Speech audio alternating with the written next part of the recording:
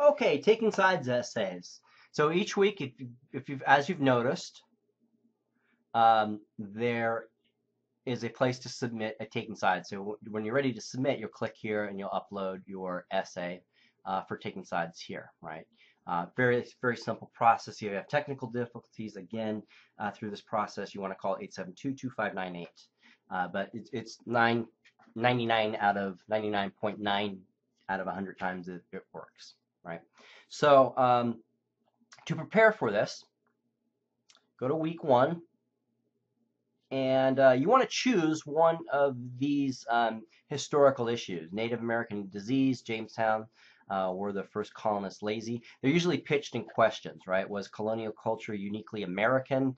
Did colonial New England women enjoy significant economic autonomy? In other words, were they somewhat economic independent as women during that time, right? So pick one of these. Let's just pick this one just for fun.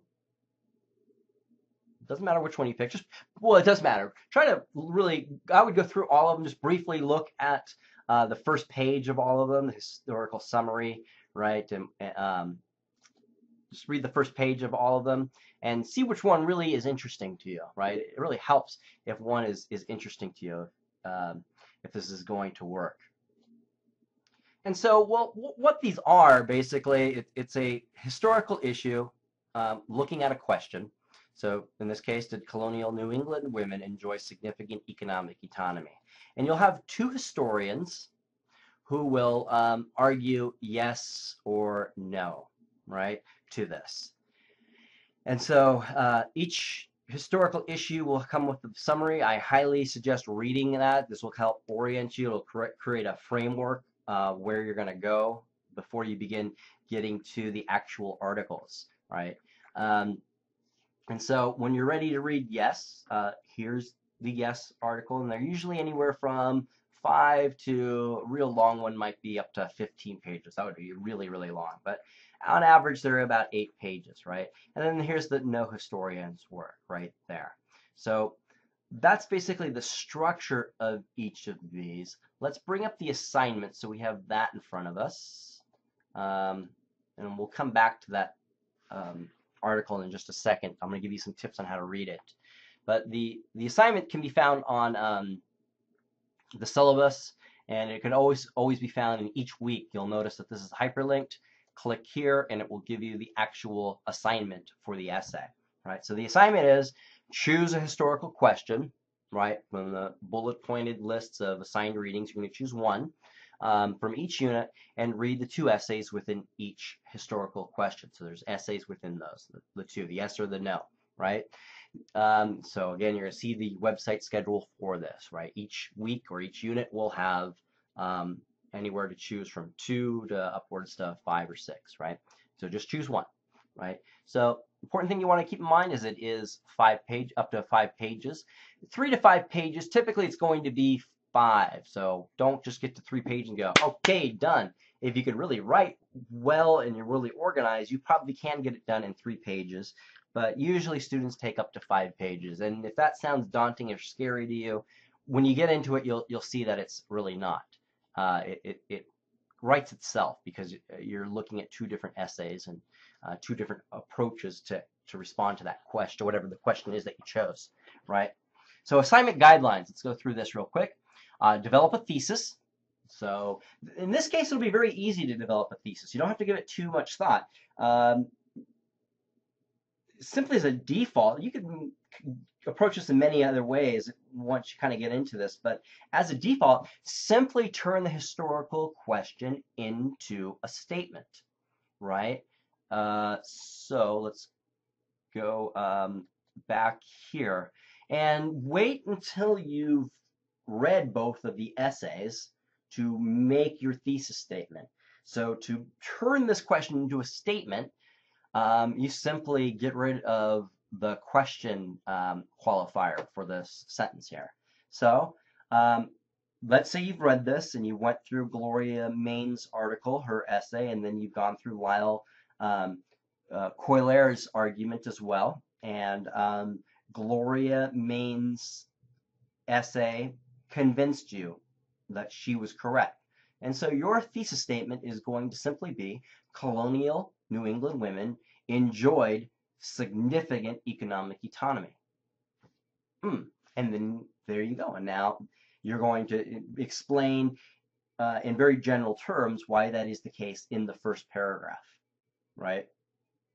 And then your second to probably fifth paragraph might go into the reasons of why that is true or why that might not be true. And so it's going back to the assignment, which you have to make sure you do is you have to make sure that you bring in both perspectives, the yes perspective and the no perspective.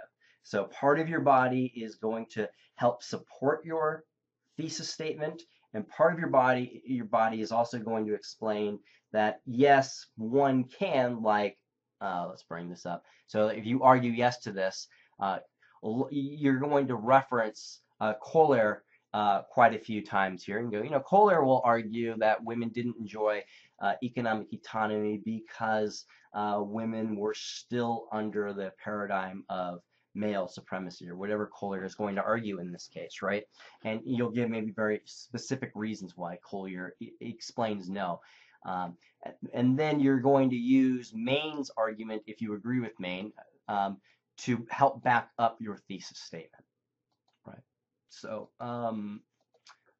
that's basically the assignment right there. Develop a thesis, incorporate both the yes and no, and have a conclusion, right?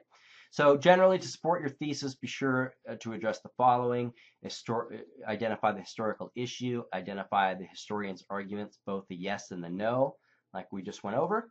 As a general rule of thumb, students should provide 3 examples from each historian to demonstrate how the historian supported her or his argument.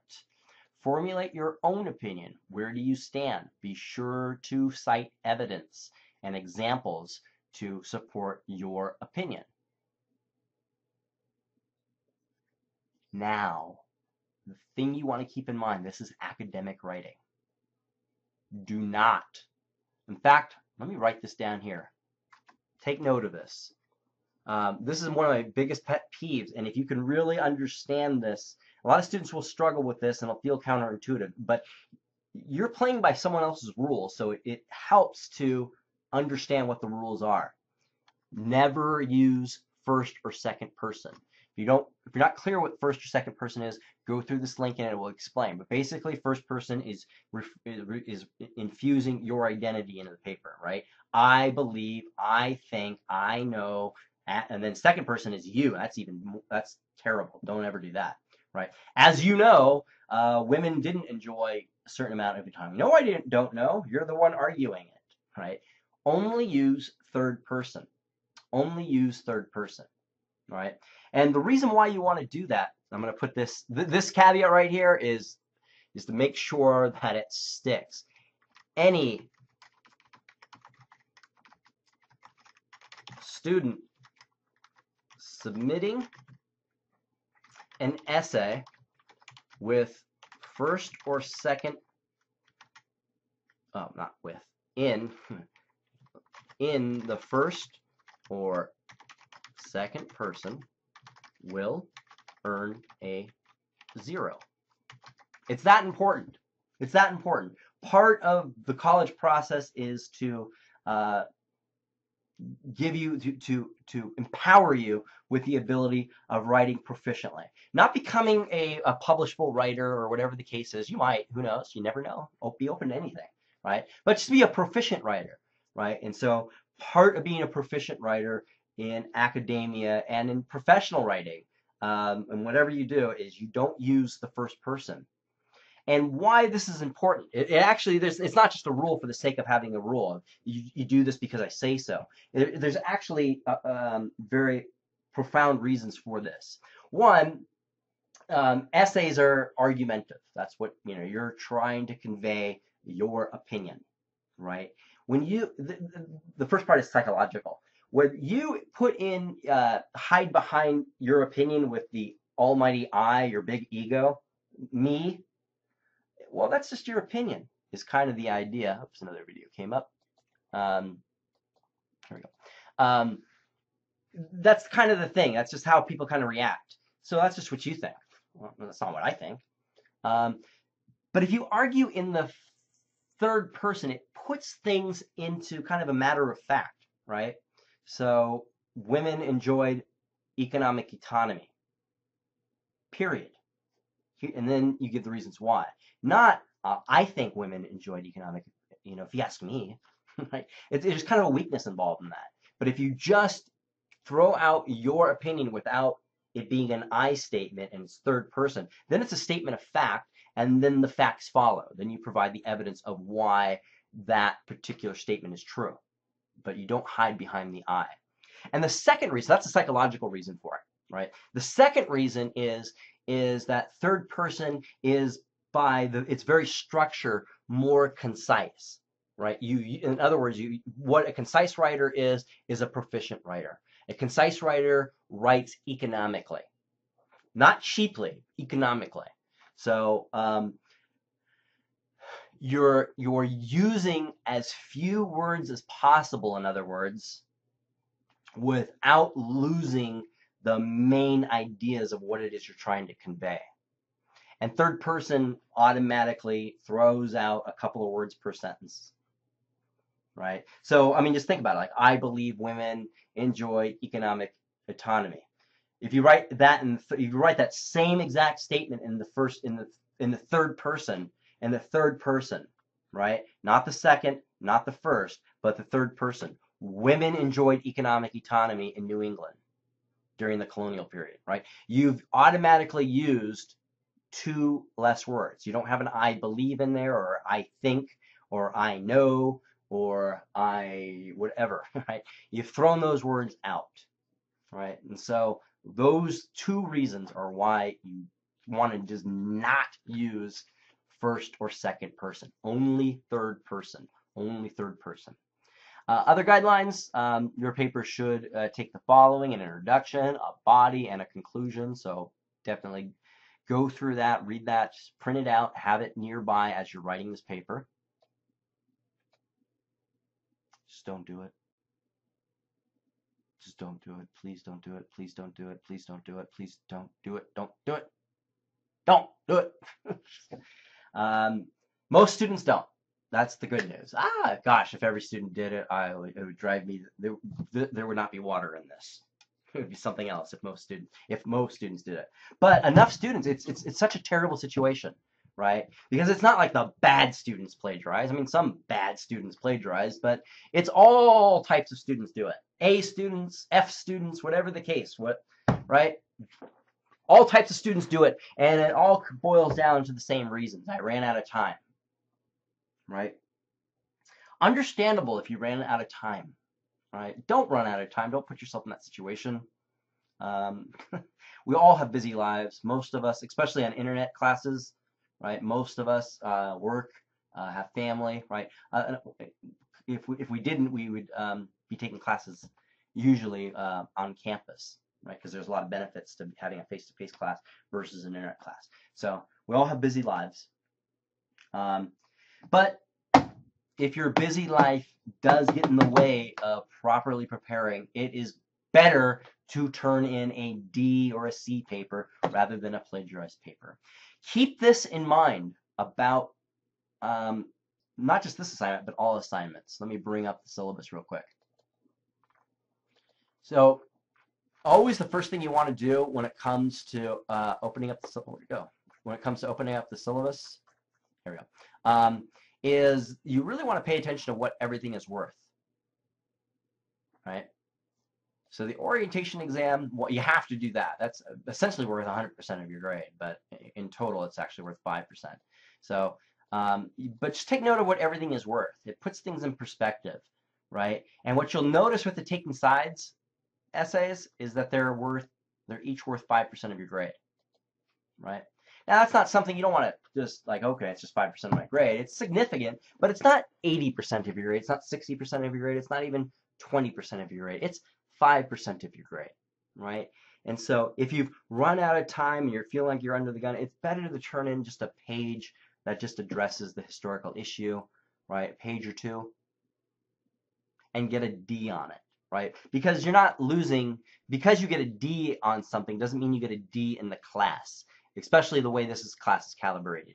It means that out of the 5%, you get a D, you're going to earn 2 to 3% of your grade here, right? You're not going to lose 5% of your grade. You're only going to lose maybe 2, at most 2.5% of your grade if you turn something in. So just keep that in mind when you're feeling under pressure. Just keep in perspective. Okay, if I turn something in, it's not the end of the world. Now, consistently, if you turn something in that's earning you a D or whatever the case is, that's going to have an impact on your grade. But do keep that in mind. If writing isn't your strongest suit, if essay writing isn't your strongest suit, and that's understandable as a first year or second year college student,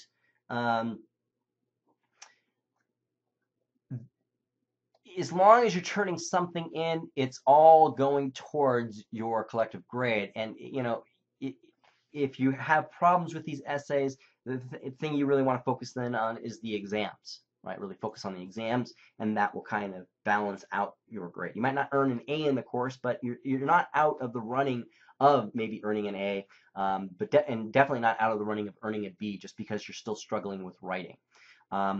So just keep that in mind. I highly suggest, if it's possible, to go to the Center for Learning Excellence, visit one of our campuses, either at Weslaco, Pecan campus, or STAR. I have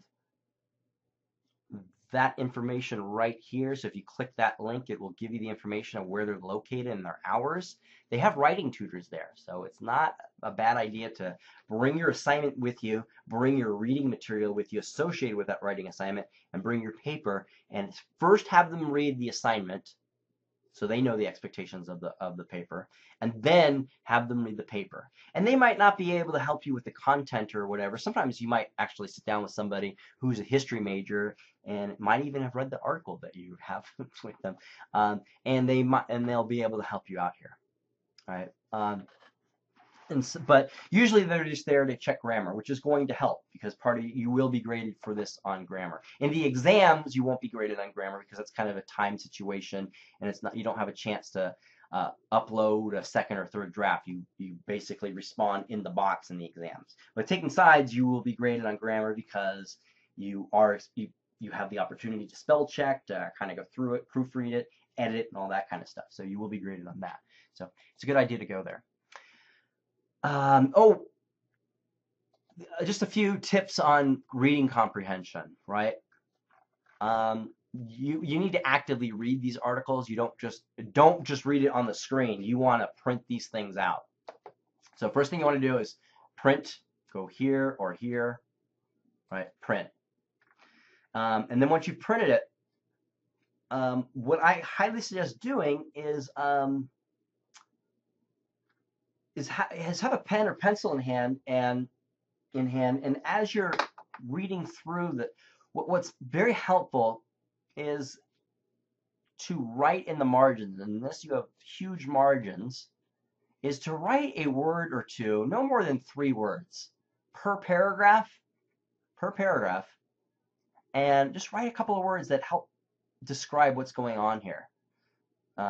So historians of colonial women tend to ignore economic issues when debating trends in women's status and condition. Most believe that white women were more highly regarded in colonies than at home because of the higher value of their labor and relative scarcity, at least in the 17th century. So that's just talking about that there were not that many women, at least in the 17th century in regions such as the Chesapeake. Others posit the economic opportunities in Chesapeake's in the Virginia area, so they're talking about Jamestown area. Others posit that economic opportunities for women narrowed as colonial societies developed beyond primitive conditions in which women shouldered burdens customarily borne by men. Data presented below lend support to the first proposition, but dispute the second. So what's going on in this paragraph is basically historian arguments about the issue. So you could just write here historians' arguments, right? This article examines the type of work women in New England did compared to men, which weighs relative pay scales and explores trends in wages of both sexes evidence from the two types of sources: wage ceilings, what people earned, discussed or imposed by governments in 1670 and 1707, and pay rates found in account books, diaries, and probate records. So it's just telling you where they got their information, this person.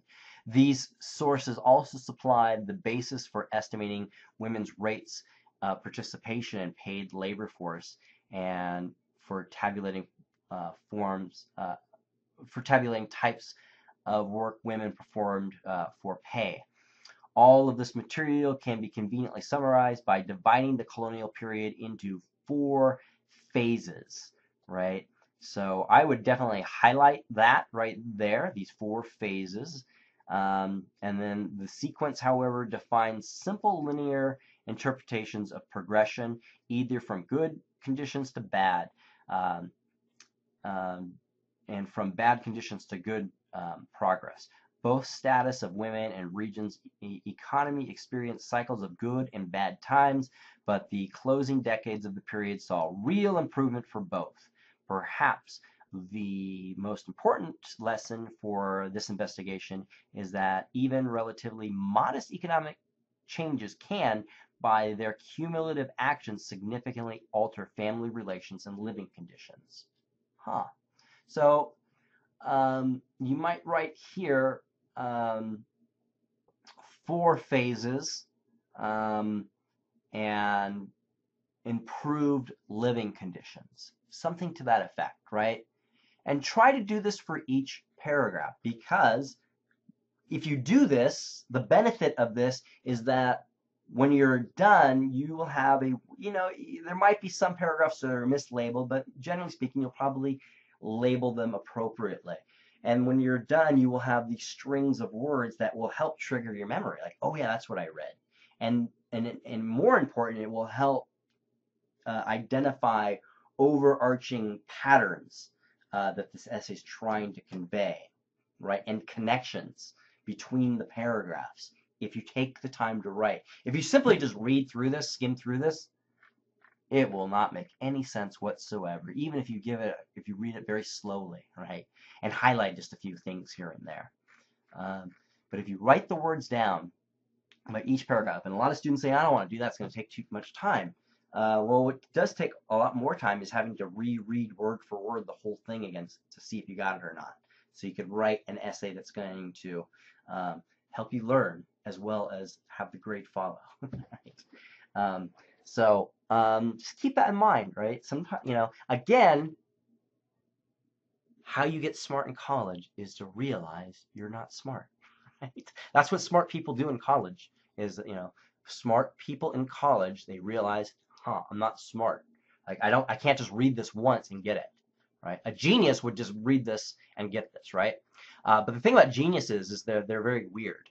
Geniuses are strange people, and they usually don't go to institutions like colleges, right? So Steve Jobs went to college for a semester, for instance, and he left because he realized he was smarter than everyone there, right?